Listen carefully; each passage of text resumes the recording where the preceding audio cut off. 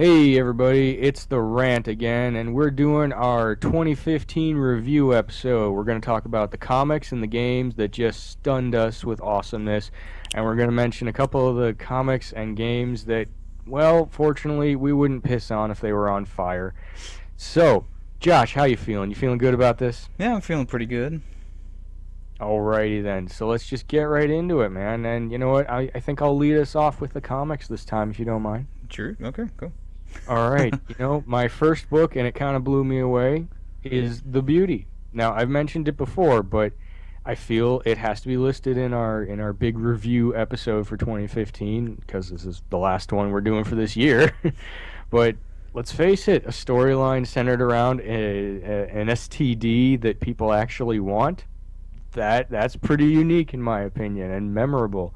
Granted, the book is only like three, four, 5 issues deep at the moment, so it's not, it doesn't have a whole lot that you can look on as a whole and examine yet. But so far, I've enjoyed it. It's been fun, and you know, let's face it, STDs people want. That's a really weird, out of nowhere concept. I Seems mean, backwards. exactly.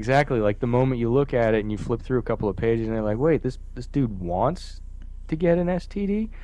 It's like getting pinged in the head with a ping pong ball or something. It feels unnatural and it sticks in your memory. Are you familiar with the book at all, Josh? I meant to pick it up, I never did. I'll have to get to it. It's an Image comic, so you may as well like wait around until they put out the trade paperback and get them all for like $10. Save Yeah, yourself a little bit of money. I will do that.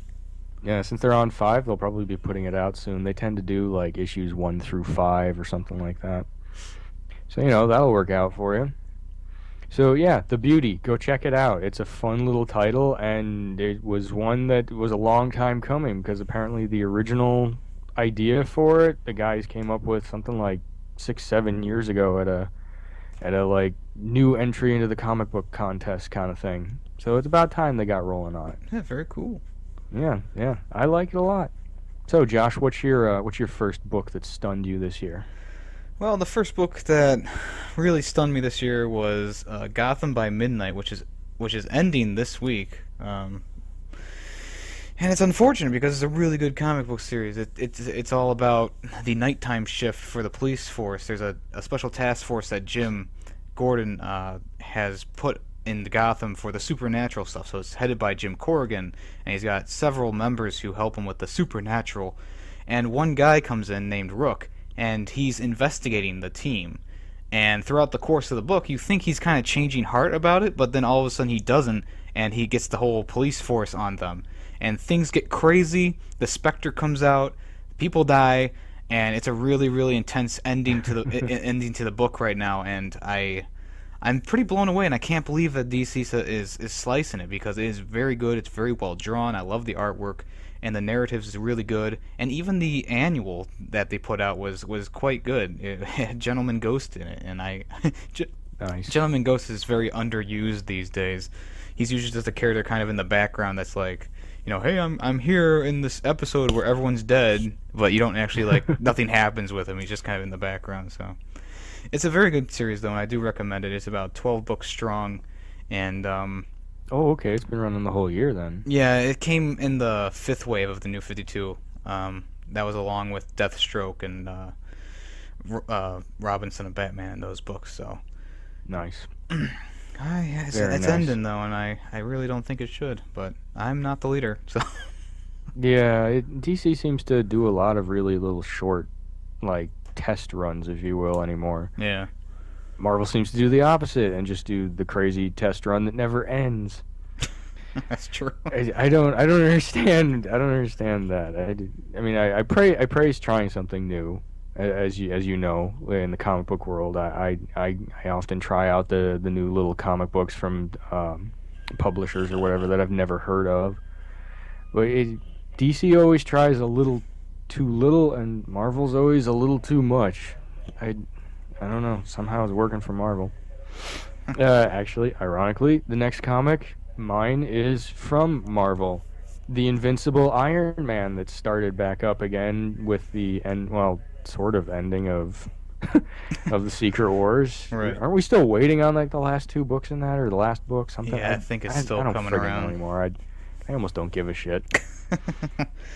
Well, it was like it was interesting, but then there's a huge gap where no books came out, and it's like, oh well, we're gonna start all the series that take place after Secret Wars, because fuck you. All right, thanks. Anyways, Invincible Iron Man.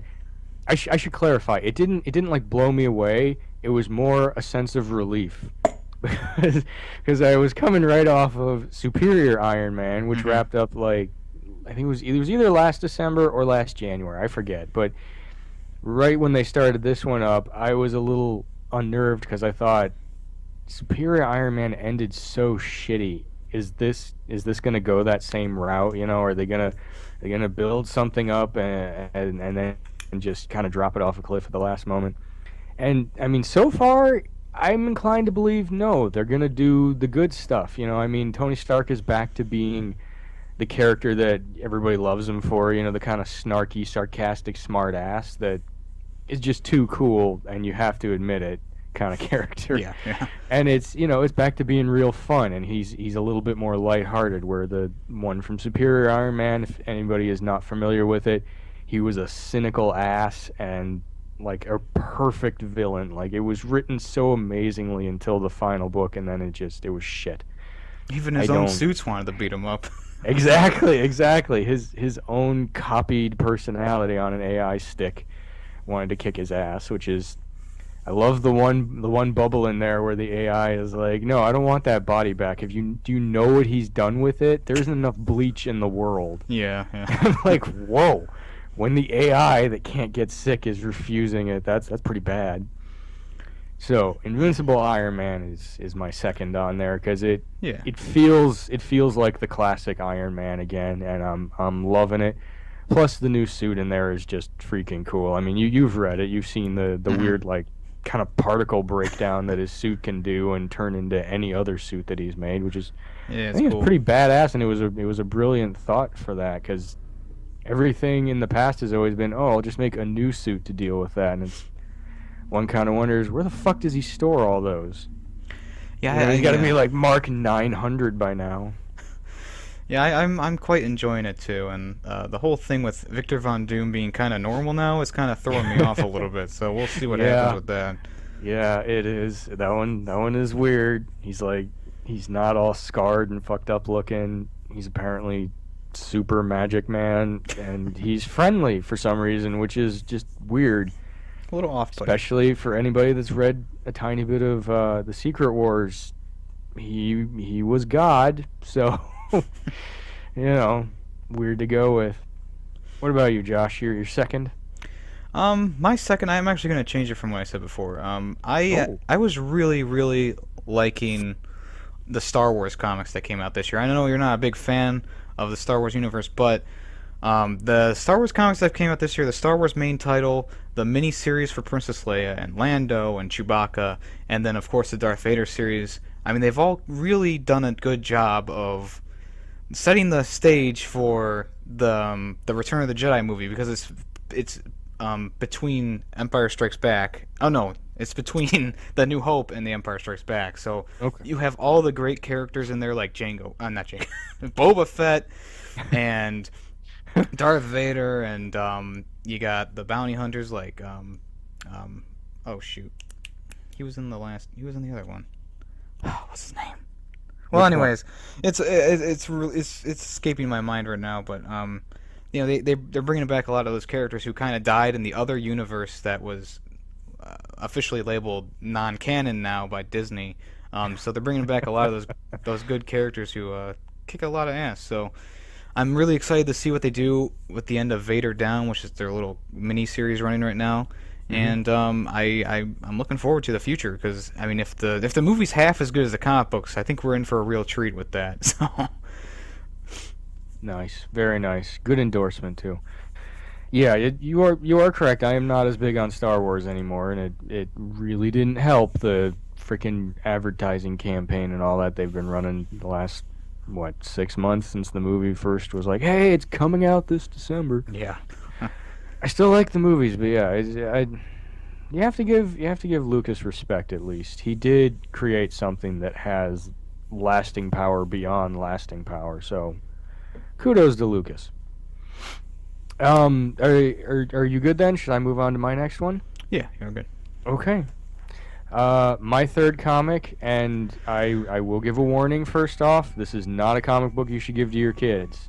Okay. I don't think This one Beauty is is a either. fully adult comic, huh? I don't think Beauty was either. But Well, the beauty one, there is not like graphic eroticism and really, really visceral violence in it. This book there is. I'm oh, talking okay. about Web Witch. Web Witch is actually a pretty entertaining comic, and it's an old comic actually. The original run of it, I guess, was back in like 96, 97, something like that, and it's disappeared and come back and disappeared. Same thing with this one. Kickstarter funding came through and they started it back up again. And I've actually really enjoyed it because it's this weird kind of cross, at least to me it feels like a cross between the original Species movie and the Witchblade comic. So it's like very sexy, very violent, and so far I'm really enjoying it. Now granted, they're only like 2 books deep, so who knows, this thing could fucking fall off a cliff real quick. Uh-huh. Because it's a boundless comic, and like they fucked up Lady Death for me this year. If not for the fact that I'm not as attached to the Lady Death series as I could be, that would have been my shit comic to make the list this time. Because it's like every other thing that they've done for Lady Death. But yeah, I'm getting off point here. The Web Witch comic, really fun, really violent, really sexy. Just it's a good adult level comic book to read.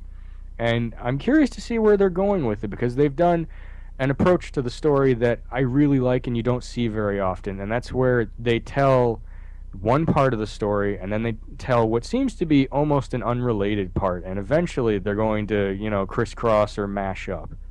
So it's like you know what's going on over here and you know what's going on over here and you're trying to figure out how they're going to connect. I enjoy that and they don't do that very often. And a lot of times when they do that with a storyline, they kind of screw it up because there wasn't enough of a connection or the details are wrong, something. So I have a lot of hope that this is going to turn out to be a pretty cool little series. That being said, it is boundless, so who knows? I mean, sky's the limit, and there's no floor as far as this thing could fall. So hmm we'll see what happens in the next few months. Back to you, Josh. I think the last comic that really, really blew me away this year, and it's been a comic that's been running for since the New 52 started. And the Batman Super Heavy series, I'm sorry, story has really surprised me at how good it is. And I know a lot of people shit on it, and I know I've talked about this before, but Jim Gordon takes over as Batman, and he uses this giant metal suit to kick the shit out of plenty of different enemies. And there's a new villain introduced in this one called named Mr. Bloom, and it's just a great story. It's a great arc, and it's really cool because you see a different side of Bruce Wayne that you don't see because he kind of loses his memory from the Endgame stuff, and I mean here he is. He's living a different life as a different person pretty much, and we're just starting to see him kind of get his memories back. And we actually there's a huge surprise ending to number I think 47 was it that I gave you. Mm-hmm. I don't know if you read it. I don't want to spoil it because it is the big. I haven't gotten there yet, but it's okay if you want to put No, the no, no. I'm details not. out I'm there. not going to spoil it. I'm not going to spoil it. It's really big. It's really huge because you thought he Those was. of you that don't know, Josh is an awesome mega Batman fan. Yes. At the end of Endgame, you thought that the guy had died, but here he is again. So Nice.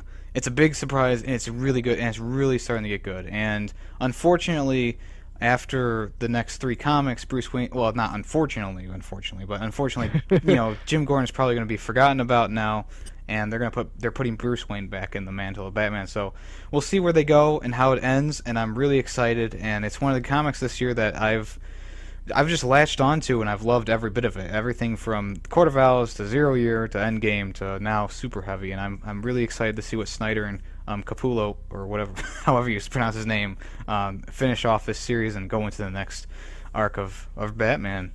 Right, right. I haven't read the entirety of it, but I did get the first issue, and I enjoyed it too. I mean, I didn't latch on as hard as I do to like the Batman Beyond stuff, but it was a good little departure from the mainstream Batman. I myself am a little sad that they're going to step away from it now. It seemed like something that they could do a really solid like add-on to the Batman universe that wouldn't screw anything up, you know? Yeah, yeah.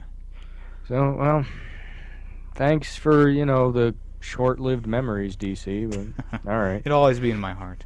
Exactly, exactly. It's always going to have that soft spot in your heart. And then a few Eh, years later, they'll put, in the forums, like, the worst Batmans ever, and Jim Gordon will be, like, #1 for whatever reason. All those people who didn't actually yeah, read it, full but just dick read that, joke, oh, yeah. Jim Gordon's Batman is this stupid, and they've only watched, Batman Begins, and that's their whole, that's their whole Yeah, they're point of basing it off reference. of the movie universe instead Right. of the comic books, where nothing is similar. It's like, oh, well, you see, Christian Bale, he's the ultimate Batman. He like totally kicks ass. Like, no, fuck. All right, you know what? You need to stop talking, or I'm gonna hit you. Don't compare the comics to the movies. You little shit. There are so many scenarios about me beating the shit out of overzealous fanboys that have no idea what they're talking about, but they're still ranting. That's like one of my little. That's like one of my little. I need to feel good about the day, like dream kind of thing. And now, unfortunately, we have to get to the part where we talk about something that really sucked in the comic world.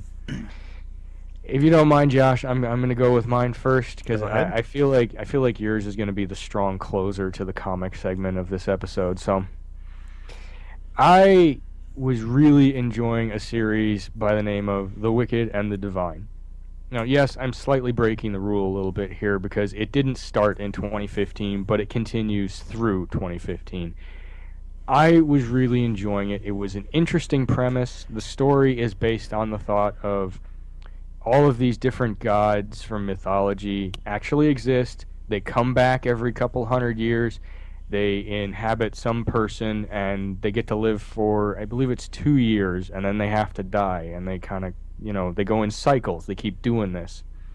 Interesting premise, right? Because Hmm. what is somebody going to do with only 2 years? Well, if you got godlike powers, there's a lot of stuff that can go down. So I was really, really attached to it right off the bat because I'm like, just that's a cool storyline. It's one that I hadn't ever heard before, and the main character was very likable. Normally, I don't gravitate towards characters that are like in that high school teenage range because I feel like the majority of writing around them is always this. Oh, who am I? I don't know. I need to experiment because I'm young and blah. Just that standard teen drama bullshit that doesn't make for an interesting story to me. Right, right. They didn't really do it on this one. They attached the character in a weird way to the gods, and she kind of became like a liaison between normal people and the gods, and the media and all this shit. It was a really interesting story. And then the last 3 issues I read did nothing with the main story. They were pretty much a waste of my $4 and the paper they were printed on. That being said, at the end of the last issue I read, they decapitated the main character. Oh, For lovely. like, yeah, it. There was no hint that anything was gonna happen. It was just like the last page, the girl gets her wish and she's dead. How do you kill the main fucking character in a story arc and expect it to continue on like nothing happened? I don't get that. I feel like the main writers for the series were pushing so hard and putting out this really cool storyline, and one of them just like fucking broke. It's like, dude, there isn't enough Red Bull left for me to continue this. Fuck it. And then the B team picked it up, and whatever they wrote was just garbage. It was fucking garbage, and I stopped reading it. I removed it from my comic pull list. I was done, and that really sucked because I was so enjoying it. Like issues 1 through I think it was like 9 or so were freaking awesome, and then like 12, 13, 14 just shit, just utter shit. I That's have too no bad. idea what the hell happened. It is one of the few times where a comic I have just latched onto immediately fell off a cliff. So that's my shit book for the year. Thank you, Image Comics, for continuing to put out that crappy book. Points off, guys. Josh, take it away. Well, I'm just gonna really quickly go over. I'm not like this isn't a book that I hated, but it's a book that I'm disappointed is ending, and that's Batman 66. Even though it's continuing on in like little sub like mini series, I still feel like it was such a strong book and a funny book because it was the old 60s style and it had all the 60s villains, and it was a very Mhm. fun book. And they kind of just are dropping it, right? And then they're gonna do a little mini series with Batman 66. So it's not like a lose situation because they're still going to be making them, but they'll be making them with other people. Like right now, it's the man from Uncle. Like I don't know who that is. I've never watched the TV show, but I mean, I still like the comic, but it's like yeah, I wish it was just Batman fighting his rogue gallery of villains. Mhm. Mhm. So that's just a little tiny thing I wanted to mention. Um, that I'm not like it's like it's disappointing, yes, but the comic in a whole is it was really good up to that last issue, and unfortunately, it's ending. I think it's worth a mention. And I think Just the like big mention thing that really pissed a lot of people off was Convergence from DC, and that was 2 months of just crap. Because I was like, this is gonna be cool. We're gonna kind of get to see the old artwork and the old writing style.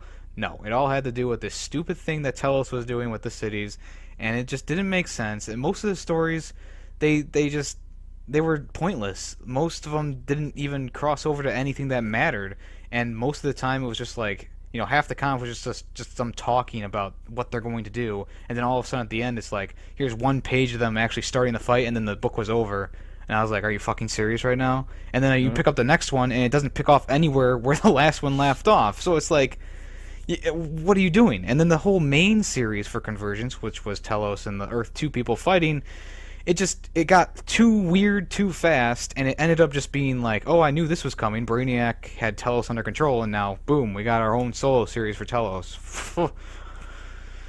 And all the titles that are coming out of it, like Titans Hunt and Superman Lois Lane and the other one that I don't even care about remembering the name.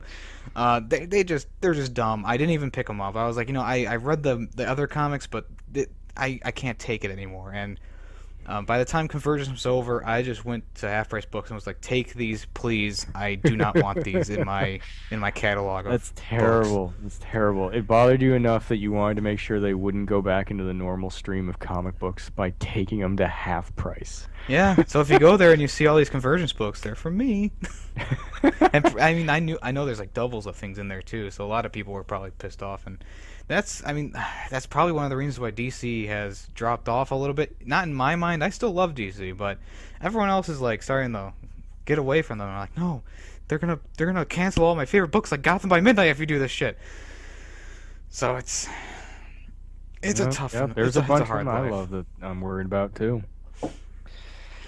I think the Convergence stuff is a painful memory for a lot of us. I didn't read nearly as much of it as you did, but I still feel the same way. It was just a fucking waste of time. Well, here's the thing. I would rather have them made 3D comic books again than do what they did. Like, if that doesn't say something, then I That says everything. like up the price to like Ouch. $8. I don't care. I'll still buy one of those over another Convergence thing. It's like it's gonna rock the DC universe. What does it do? Nothing. It all goes back to normal. Uh, yeah. Thank you, DC, for that weird departure. I mean, hell, one of the little bitter memories for me is they taunted me with my favorite Flash in there, the Wally West Flash, which is like the previous generation before the current run. They'd like, let's just make a book with him in there for no reason because they're not bringing him back. Right. Oh God, yeah, that was just a shit fest all around. I I do regret purchasing any of them. Yeah, me too. Me too. Plus, they did it in a weird way. There was the core books that covered the actual main storyline, and then there were two books for every series that they wanted to tie into it as like starters that ended weird and didn't make any real sense in my opinion. I hear you. Uh, uh, yeah, that see, I told you that was a strong closing shitfest argument for the bad comics because that's something that encompassed the entire universe of DC. Yeah. They paused all their books for that, and Yep. it just sucked. Yeah, I Really did. remember going into the damn comic book store and the entire counter just covered in Convergence books. Ugh, painful memory. 2015 needs to end. It's close. It's getting Before we better. get too pissed off and we want to end the broadcast, we have to cover video games. Yay! Thankfully, there's some redemption in the video games. Josh, would you like to start off with the video games or should I? Let's just start off with the one that we both agree on was a real major success, and that is Fallout 4. Yes. I mean, out of all the Fallout games, even though this one has less in the dialogue choices, I still think it is one of the best that I've ever played. And it's just a very massive game. It has so many side quests. It has so much story and depth to it. I just love every second of it. And that's why it is my favorite game this year because there's just so much to do. I mean, I'm still finding things. I beat the main story and I've beat like almost every side quest I can put my hands on, but every day I go on there, I walk to a new area and I get 17 more side quests from one character. And I'm like, yes, this is exactly what I wanted. There's no bullshit DLC that I have to wait on to get the all the story components. This is the whole thing. It's a Yep. complete game. So that's why I'm probably going to purchase the season pass because I'm enjoying the game so much, and I feel and with the other games the DLC was great, and I can see good things happening with this one. Definitely, definitely. I mean, me personally, I've always been a fan of Bethesda because I feel like with every title that I've played from them, they have set the bar pretty high and they always seem to meet it. You know, I plus they do one thing which is really important to somebody like me who has a little bit of issues with OCD. And that is every game where you get to make a custom character at the end of the little training section, it always says, "Hey, you want to tweak your character again?" Yeah. Because there is always something I fuck up and it drives me insane. So yes, Fallout 4, incredibly high marks. It's not my favorite game of the year, but it's right up there. We're talking like 15% difference, and I haven't even beaten it yet. I've enjoyed it that much so far. I think I'm like maybe 30% in, and it's a terrific game. Like I Yeah, have to yeah. admit, my first like 4 hours, I was like, all right, it's another Bethesda title. It's good. There's nothing that's like bothering me, but it feels the same. And then I started to get into the quests where you have to like rebuild little communities and secure resources for them or make resources. And I thought, all right, this is new. This is something I've never done in a game before, and this is feeling really fun. I like that I have to try and help rebuild civilization while following through on this big main story stuff. I enjoyed that. I mean, it is my first venture into the Fallout games, but still, a really solid title. Like, Mhm. I would give it a hardcore 9.5 out of 10. There's like two things that bug me in there, and they're not even worth mentioning. Very good. So, Yeah, I like very this. high I marks. like this game so much that I'm buying the bobbleheads, I'm buying the action figures, and I bought the tree ornaments. So, Classic, classic. That is definitely a good sign when you kind of want to buy everything attached to a game, even though you know it's kind of stupid, but you're like, it's part of that game. I'm gonna have it. Gotta have it. so let's go to the opposite side of the spectrum where I've done almost everything in Fallout to a game that I have done hardly anything in, but I still want to play, which would probably be your favorite game of the year. The Witcher 3 Wild Hunt. Yes, it is. That is my favorite game of the year. And the irony, well, not irony, just similarity actually, is it's a lot like Fallout 4. It has just endless quests and awesomeness in it. I have beaten that game like twice now. I did the normal run and I did the uber difficulty you're gonna cry run, and I'm still finding new shit. And I keep seeing little clips online of stuff I haven't seen in the game. So for me, it was everything I wanted and more in that title. I have been a fan of that developer for quite a few years now, and every time they put out a title, they do everything I want them to do. It's amazing. They are in it for the fans. Like I remember reading an article 2 weeks before the game came out, and it was from the guy that heads up CD Projekt Red, the studio that made it, and he said, "We actually kicked off one of our funders because they were demanding we put multiplayer in the game." God. And I was like, "Fuck yeah, dude, you're the man." Yeah. Because this is not a game that needs multiplayer, and it really doesn't. It's just like Fallout. There is endless stuff to do. The maps are huge. The graphics are supreme. Story content, the way you develop the character, all up to you. It's a great game. The only thing that makes it win out for me over Fallout is I like that kind of like magic and sword and sorcery type stuff a little bit more than futuristic stuff at Yeah. this point. But And it does feel a little bit like a Mass Effect 1 type because you pause the game and use a magic spell instead of having to switch weapons or do something like that a lot of games do. So I do like that about it too. It's like it's more of like a original Mass Effect type thing where you kind of pause the gameplay for a second or it slows down time and you get out your spell that you want and then you use it for however long you want, then you switch it out. I'm very impressed with it as I've only played about 3 hours of it and I do really want to play more, but I excuse me, I got it late, and so many more games were coming out that I put it on the back burner. It has been a busy year. but it'll get you through that hump from now until like what, middle of February, I think it is, when some new stuff starts coming out. So it'll Yeah, get you through that. And and just like you with Fallout, I purchased the season pass like immediately. As soon as it mhm. was on the store, I was like, "Oh, I know I'm wanting that." Yeah. Oh, beautiful game. That one is my favorite for the year.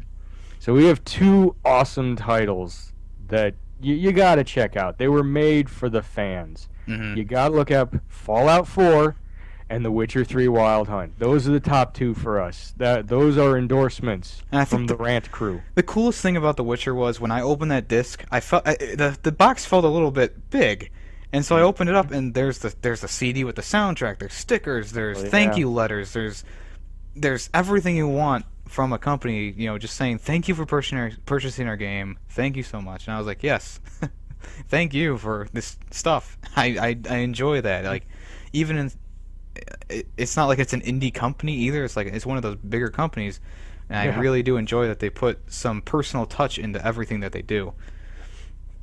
Yeah, that studio is amazing, and I hope they're one of the ones like Bethesda that survives, the time and probable onslaughts from EA who can go fuck themselves. Yeah. Because, the way I feel about CD Projekt Red now is how I felt about BioWare 10 years ago, and then BioWare fucking sold out, so. Oh, God, I hate EA. You know what? We got to go to the next title, or I'm gonna start getting pissed off. Okay. So what's your second game of the year? The game that's second on my list is Guitar Hero Live. And I know so many people out there were like, "Oh, why are they changing the formula?" Because they changed the button placements. But it was a breath of fresh air for me. And the Hmm. fact that all of their songs that you can get that would be DLC, quote unquote, for Rock Band are all free to play. Sure, you have to play through all the other songs you don't want to play, like on the radio stations they have. But I mean, it's easy enough to get the in-game currency, so you can buy play tokens, so you can play the songs you really really want to play, like right now. And it just has this great vibe. You play with the music videos, which has not been done, and has been an idea that's been floating in my mind since Guitar Hero started. And the live stuff that you do, where they actually got bands to come in and they fake play the song. It's all seamlessly blended. It has great environment. My favorite concert in this game is Blackout Conspiracy because it's got everything in it. It's got the fans holding up signs and singing along. It's got the flames coming out of the stadium for big, huge swells in the music. It's got crowd surfing. It's got the game is just so well put together. I know it's getting bashed by so many people because they don't like change, but for me personally, like hell, I like Jim Gordon as Batman. Yes, I'm gonna like Guitar Hero Live. It's something different. It's something that I'm not used to, and I have to relearn. And that's the most fun part for me is Fuck yeah. relearning how to play a game. And The it's great. challenge, man, the challenge. And plus, they didn't put a share button on the guitar that was in the way, so that's another thumbs up for me. That is awesome. So And a I'm new note that I didn't know about. Nicely done, sir. And I'm really So hoping you that, would say it makes you yeah, feel like a full rock star? it does. I mean, while I'm playing those live concerts, if I feel like I'm there, and I get amped up when things start Nice. to happen. So it's Nice. cool. I love it. That was the point of Guitar Hero, make you feel like you were the guy on the stage. Yeah. I applaud them. Well done. And Rock Band 4 is clearly shit. Oh yeah, it's so bad. The moment you told me there was no online play, I was like, "Oh, I'm not paying out for this then." Like they've put in brutal play mode, which is no track. They've put in plenty of other things into the game with updates that are like huge. It's still no multiplayer, and it's been almost 3 or 4 months, and they were like, "Yeah, we're gonna maybe put it in when we get enough money." It's like, fuck you guys. Harmon Nixon, a bunch of assholes. I have not given them a dollar since I played the game. That's awesome. That is awesome. And for anyone who's listening, Josh has been a hardcore fan of those types of games for a long time. Since they came out. He's one of the guys that you would see putting the hours in and actually getting skilled at that stuff. Let me put it this: So for him to say it's crap, that means a lot. on Rock Band 3, I had over 500 songs downloaded. Do the math. I spent a lot of money because I loved the game, but this one just I'm not giving my money to. It's not good. Yep. All right. I have one more title which actually blew me away, and I know Josh is a big fan. Not quite as much as me, I think, but Bloodborne. Mm. Bloodborne blew me away for one simple reason. It's fucking hard, but it doesn't make you feel like you should give up. Yeah. Once you get in there and you start playing it, it does what Dark Souls didn't. It makes you feel like, hey, if I just try again, I think I can beat that boss. Dark Souls never gave me that. Dark Souls gave me, fuck, I was one-shotted again, screw this. And Bloodborne has never given me that. It is still hard. It is still a grind. But you feel like you might stand a chance if you just try again. And I know that you have attached to it nicely as well as of late, because I think it was your buddy Nick that told me originally you were like, this game I hate it, it's not great, and you gave it another shot, and now you're one of the badass players on there with me. We have gutted pretty much everything on that game. There's only one boss that we haven't been able to gut so far. It's in the DLC though, so exactly. It's an amped up version of the cleric beast, and the tree monster. the tree monster. It's not a tree. It's a werewolf with fucking antlers. Okay. Granted, it's fucking weird and stupid, but who cares? It's memorable. Still, yes. Bloodborne. Give it a shot if you're looking for a challenge that will either break you or make you take your game to a new level. Yeah. Check out Bloodborne. I think my favorite thing, besides from the combat, because the combat's really flowing in that game, I just love the atmosphere too, the gothic atmosphere, the look of the areas you go through. All the enemies are all designed so well. Like each one has this own little thing that it does that is different from everything else. So it's not like Call of Duty where everything's just the same. It's like, hey, we have the first area has these guys and the next area has these guys suited to this area and so on and so forth. It's just a very, very well put together game. Exactly. That's another thing that they didn't do in Dark Souls, and it was made by the same company. From Software made all of them. Mm-hmm. I don't understand how Dark Souls is so different and Bloodborne feels so perfect. Like if they don't make a sequel to Bloodborne, I'm gonna be really sad. Because I'm running out of things to do in the first one. Like the first Dark Souls, just like you were mentioning about Bloodborne, they never really made the enemies all that unique. Like 90% of the guys you encounter are just like a skeleton that maybe has a different color than the last set of skeletons you took on, but they all fight the same. Right. The game is just, I don't know what they did in Dark Souls to make it the way it is, but you feel like hopelessness the further you play into the game. It just, like, I don't know how far you made it in the first Dark Souls, but I did 2 full runs, and by the third one, I could not fathom any way to strengthen my character up enough to even have a shot of taking on the critters in there. Because every time you start over, the difficulty rate doubled. So Yeah. to be outpaced by the game's strength versus my character by my third run was just ridiculous. It's I unacceptable. And it's not like you find better versions of anything. I mean, you don't find better versions of anything in Bloodborne either, but you still you get better. You feel like you still have a chance. Like Josh and I plowed through a round one in like 2 days. It was cakewalk, and we went through like 70% of round two in I think it was like a week of playing here and there. And we're not maxed out characters. Mine's Mm. like 200 something, and Josh's what? You're like 160, 170, something Yeah, like I think that. I just got the 157.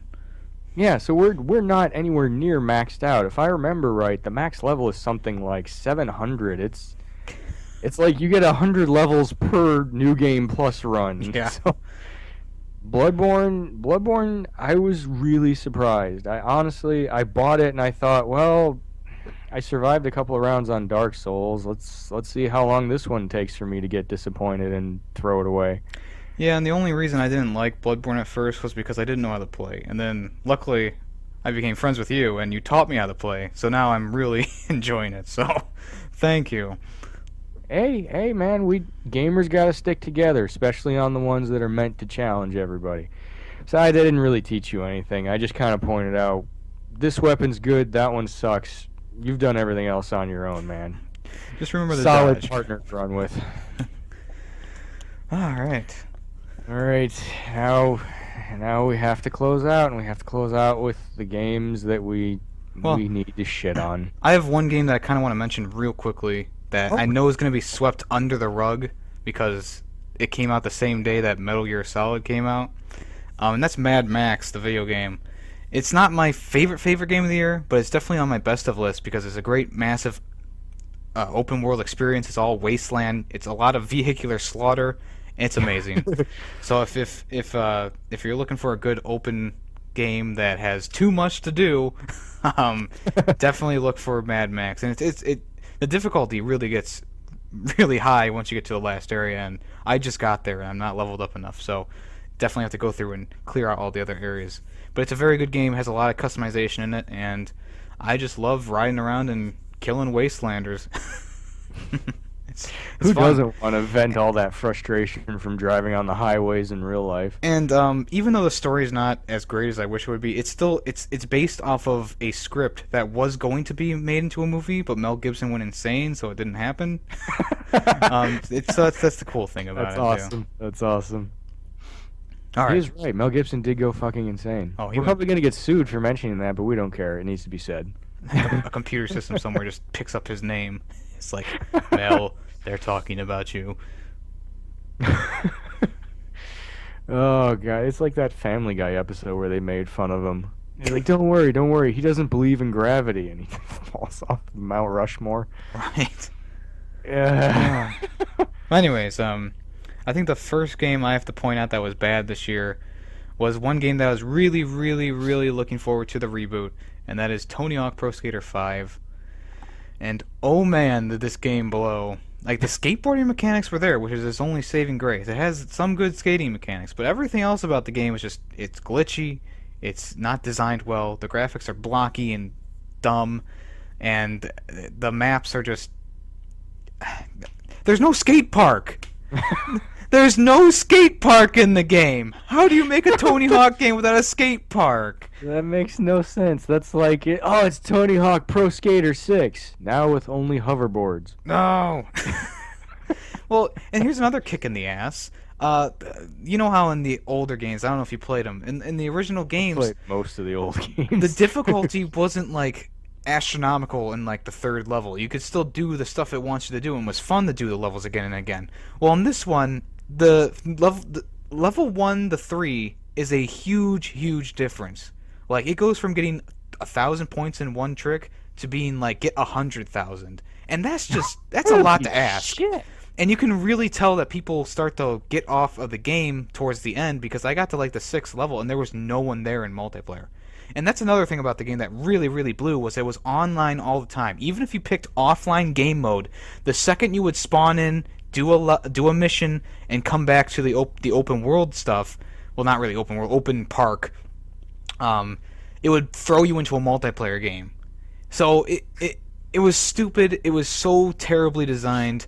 And hell, you had to load the map 3 times trying to do a level. You would load it to go to the objective.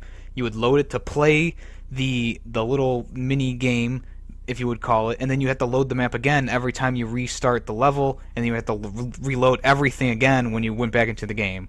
So it just took forever, and it was bad. It's such a bad game. So it kind of sounds like Tony Hawk shouldn't have helped with this one. No, yeah. And the one thing that pisses me off the most, and I used to think Conan O'Brien was a cool guy, but now I just want to slap him in the face because he puts these games on his Clueless Gamer segment, and he's like, oh yeah, this is so fun. So the people who aren't really gamers go out and get the game, and they're like, wow, this game sucks. Why would anyone want to play this? And that gives everyone else who are gamers like you and I bad raps because they're like, oh, these games suck. Why are you playing them? Conan O'Brien liked them, but it's I don't know.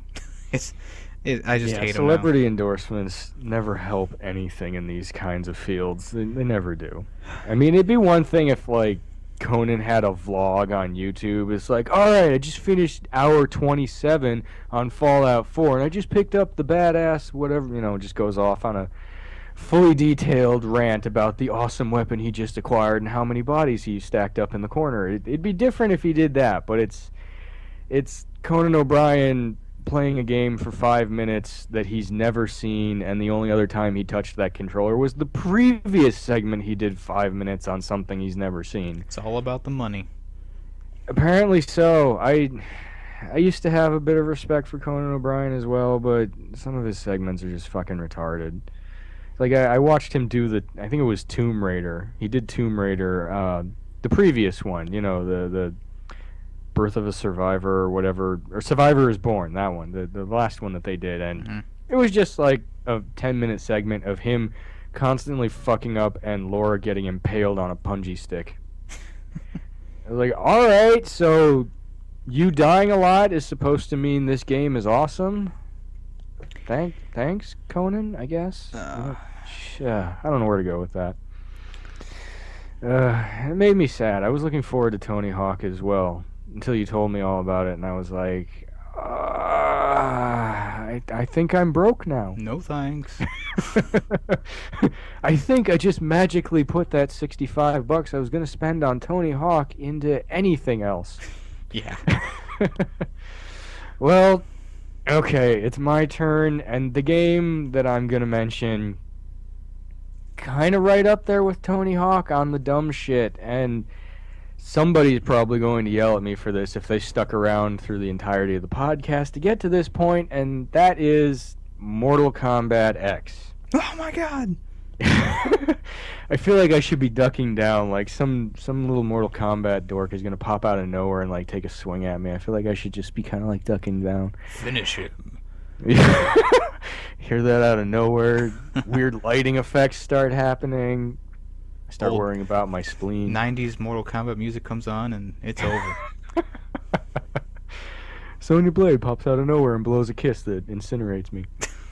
Because, she never brushes her teeth, and that's how bad her breath is. Oh. Too many You had to think up things to amuse yourself back in the day. All right, now stay with me now.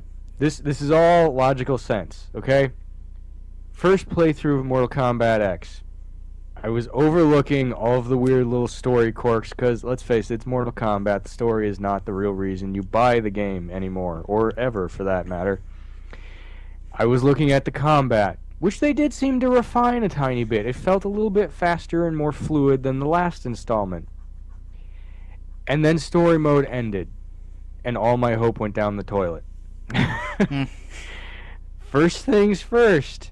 Replay value. Well, they fucked you again on that one. If you were looking forward to unlocking everything in the crypt, well, settle in for that 1,000-hour playtime mark, because it's going to take you at least that to earn the coins, because once you beat story mode, you get like $5 for killing the hardest guy in the game 15 times. Enjoy that run, because I don't know about you, Mortal Kombat X, I couldn't take anything out past hard. Very hard and whatever was just like me getting ass raped over and over again. Right. It was like a bad bad scene in a movie where the nerd runs in with a gun and the bad guy just beats the shit out of him with bare hands. No weapons around, just kicks the shit out of him. It was that kind of bad. And then I started looking at the story mode again, and I started noticing all the weird inconsistencies. Like that awesome scene where Aaron Black is charging down on the other dude. And for those of you that are unaware, Aaron Black is a fucking gunslinger. Why is he sprinting towards the enemy when he's clearly holding two 6-shooters? I don't know about you, but this seems like the dumbest gunslinger that ever existed. It's like, hey, I'm an expert marksman, but you know what? I kind of want to run up on this guy and beat him melee style.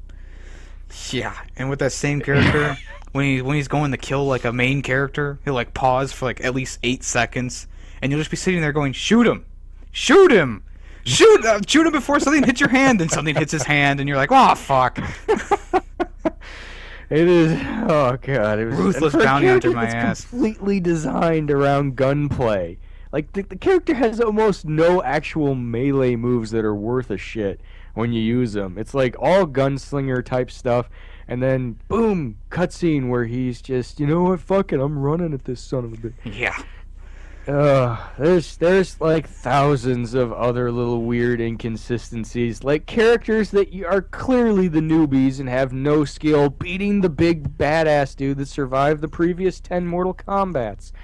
That makes sense, because you know what, we're throwing reality out the window anyways, because it's Mortal Kombat. Let's just go with the dude who literally learned how to wipe his ass 10 minutes ago, being an uber badass in combat. Can we Johnny Cage fending off both Scorpion and Sub-Zero at the same time, like he never had a problem with them to begin with. I mean, I feel like Josh, I know you have a comment on that. I feel like we should talk about the character selection, because everyone's like, "Oh yeah, there's like 30 characters with the different combinations you can choose." But then it's like, yeah, but there's only like 6 actual characters to choose from, because they're all just split into 3 different characters. So Yeah. technically, you know, like if I want to use Scorpion, and I want to use his flames attacks and his spear attacks and everything, I can't do that in this game. I have to split it up between, do I want the spear attacks or do I want the flaming kick attacks? I don't like that. I just want my character to be my character. And the same thing goes for the God of Thunder guy. I forget his name right now. Raiden. And it's like, I want to use his teleportation attacks and his lightning attacks. But when you say like either or you know, it just doesn't make sense. It's so stupid. And it doesn't help the character roster, because literally there are like 15 characters to choose from who are split into 3 different characters, and that is just not how you design a game. I'd rather have Mortal Kombat 9 with too many characters who are different than this game where it's like there's too little characters who are just like destroyed because you can't choose the configuration that you really, really want.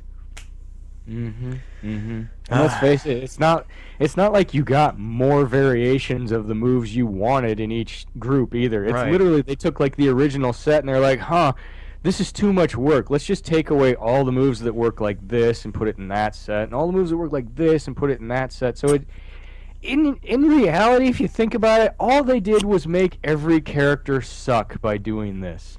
And the It's last like, if you're the God of Thunder, shouldn't you be able to do all of that shit at once, yeah. like with your one hand behind your back?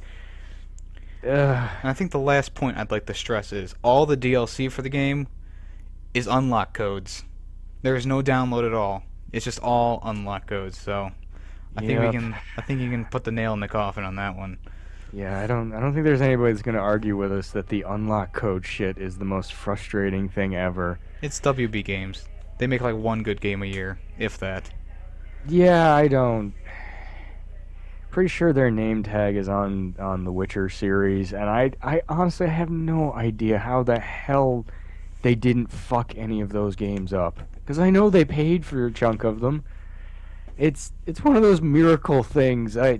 Maybe like some dude in the mailroom invested in the games, and they just like, oh fine, slap our logo on there. Yeah. Yeah, Mortal Kombat was a disappointment on pretty much every level. And I mean, there's hundreds of other things we could go over, like the fact that they redesigned the character stats for half of the guys like 4 months after the game came out with a patch, but didn't touch the majority of them.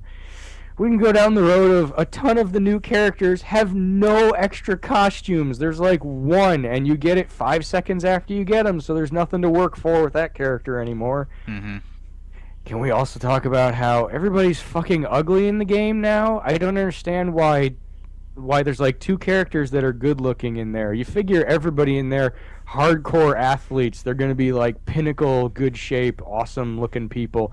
Nah, let's take away the sex appeal cuz no woman in a bikini like costume should ever look sexy according to Nether Realms and their awesome development staff that design shitty characters. Yeah. And Mortal Kombat 9 was like the skimpiest thing ever. Like Melina had a costume that was literally just a bandage across her chest, and that was it. So it may as well have been like band-aids over the nipples and like a little gauze patch covering her crotch. It was nothing, and then they went from that to, hey, we don't want to see skin like on anything. No, yeah. no, make sure the guys don't look good. We don't want women enjoying this game either, because we're Nether Realms and we fuck everything up now. Oh, and also they killed off Baraka, my fucking favorite character in the whole Yeah, I don't series. understand how they do that.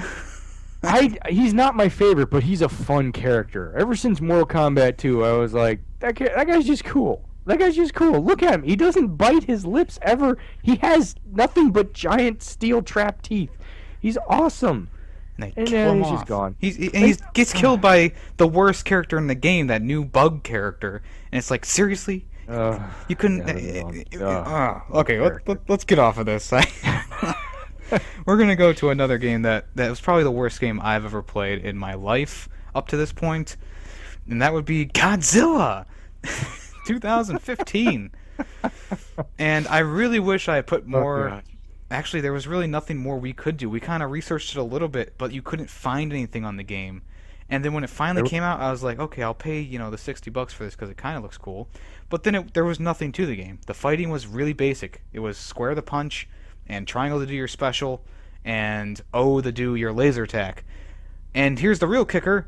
There was no block button. So if a monster gets you into a corner and was just bashing you and beating you up, there's nothing you could do. You would just die. Like, I was at full health, and a monster came in. I beat him up like halfway, and then he got me in a corner, and he killed me in a matter of minutes. And I was like, this is the shittiest game in the world, and I went and I sold it the next day. I think the only thing that was actually kind of cool in the game was the list of kaiju, which is the list of all the monsters you meet. And when a list of something I have to read beats out the gameplay, I think you're going the wrong direction with this game. I don't know how this game got past the playtesters. I don't know how this game got past the fucking opening stages, because the graphics are shit. They're early PlayStation 3, late PlayStation 2 looking. The monsters move as slow as... They're so slow, and they're so sluggish, and the combat is so stupid, and the story mode is just blow up, beat up these cities to grow, and then once it was just so freaking terrible, and I cannot believe that I paid $60 for it, and it's just the hit I have to take because I like reviewing games, but still, it's like, seriously, like there wasn't even $20 of content in this game. What are you trying to do to me here? Just so... Apparently they're hoping you'll have an aneurysm, because if something is frustrating you and pissing you off to the point where you're having trouble bitching about it, that's bad, man. That is bad. Oh, yeah. I still feel bad that you took the hit on that, because I was kind of amped up for that, and I was looking forward to it, and you're like, oh, I'll check it out too. And I don't know who made that game, but they shit on my childhood, man. Yeah, it was shit right on. It was some Japanese company, and they obviously took a project that was a little bit over their heads, and they tried to take the coattails from the Godzilla movie, and it seems like they pieced it together real quickly, and that was it. If you want a good Godzilla game, go back to the PlayStation 2 era with Godzilla Destroy All Monsters, and you'll be okay. So. Man, the Godzilla game on the Dreamcast back in the day would have been better. And on that one, Godzilla could do flying, straddled, split jump kicks. It was unnatural and creepy looking, but it still would have been better than that. True. Very true. Actually, if anyone's looking for a really good monster game, aside from one Josh mentioned, War of the Monsters on the PS2 era was pretty badass. Rampage. There you go. There's old tons of them. old arcade cabinet. Loved it. All right, Robert. Why don't we get off Godzilla and go to your least favorite game of the year? We already covered it. That was Oh, that Mortal. was Mortal Kombat. You were right. We had to get off of that because there was going to be like another at least 20 minutes of me bitching about that if we kept going. Yeah. This is the review episode. We had to cover what we thought was the worst, and hopefully people listen to the episode and they steer clear of those titles because Yes. that's not money worth wasting in this case. Yeah. uh, And I think the dishonorable mention of this year would be Star Wars Battlefront. If you're looking for a good shoot 'em up game, stay away from this one because this one is like you take the Battlefield series and you put a Star Wars twist on it, but you put no content in it, and you get this game. So there's like 4 maps, and then you have to pay like $100 for the season pass, and it's not gonna be worth it. I don't know. It was underwhelming of a game. It has so much lost potential that it just does not deserve to be on anyone's top list unless you are some sort of Star Wars fanatic or you can't see past, bad things in a game because you're such a Star Wars fanatic. So, you know the versus video you did on that? yes, sir. Yeah, there was a guy that commented, "I chose Battlefront." Oh, Like, really, really. hey, Look at what you matched it against, and you still chose Battlefront. yeah, I matched it up against Call of Duty Black Ops 3, which is actually, it's a good game for a Call of Duty game. Like when a Call of Duty beats out your game, We're talking volumes of information here, like encyclopedia stacked to the ceiling kind of volumes of information. Oh God. Yep, this year has produced some gems and produced some just flaming smelly piles. That is true. Hopefully, I hope people at the very least kind of skim this video and are like, all right, here's the shitty stuff I should not look into. We took the hit for you people. Try to remember that and watch more of our stuff. Josh, I feel like we got to get out of here, or we're gonna find more stuff to go off on. So why don't you tell everybody about your channel? Because it's a magical place and they need to know about it. My personal channel is called Jarsh's Opinion. I have my own podcast on there, so if you can't get enough of my voice, you can go there and listen to more of it. My podcast is called Jarshcast, and I also do video game reviews, now with gameplay. I'm uploading gameplay with them, for most of them. So that's where I just kind of go in-depth about games. I try to keep it as short as I possibly can. This week has Just Cause 3 and the Batman DLC, along with Monopoly Plus. So if you want to, you can check those out. I also have Left 4 Dead series on there. I have random videos and 3-second reviews and all that good stuff. And next month, I'm going to be listing off my top 10 games and my top 10 worst games. And I'm also going to be thanking everyone who subscribes to me, which is going to take a while because I have almost 500 subscribers now. Woo! So, Robert, why don't you take it away? Close us out with the Rant channel. The Rant channel feels so pitiful compared to yours now. I've been doing it longer, though, so... Very true, very true. But we appreciate all of your help and knowledge, of course. The Rant channel here is what we are, folks. We have this podcast, The Rant. Yes, I know, redundant. We have learned. We have video game reviews, 5-minute style video game reviews. We try to pack them with as much info as we can and keep it in the 5-minute range. So give those a look-see. They're always accompanied by gameplay done by me. And don't worry, I try to make sure it's gameplay that will not give away any story at all. So no spoilers. Good. Check them out. Also, we have the Versus series that Josh has put together. He puts a lot of hard work into those series. He really, really goes over the stuff that he throws in there, and they're great. You got to give them a listen. And, you got to check out our gameplay streams that we do every Saturday. Every Saturday, we get online, and we stay online, and we beat the crap out of something. In fact, check us out this Saturday, because we're going to do Dying Light again, because last weekend somehow just fell apart, and that game needs another run through. So, True that. check us out this weekend. This has been The Rant. I'm Rob. With me is... Josh. Good night, folks.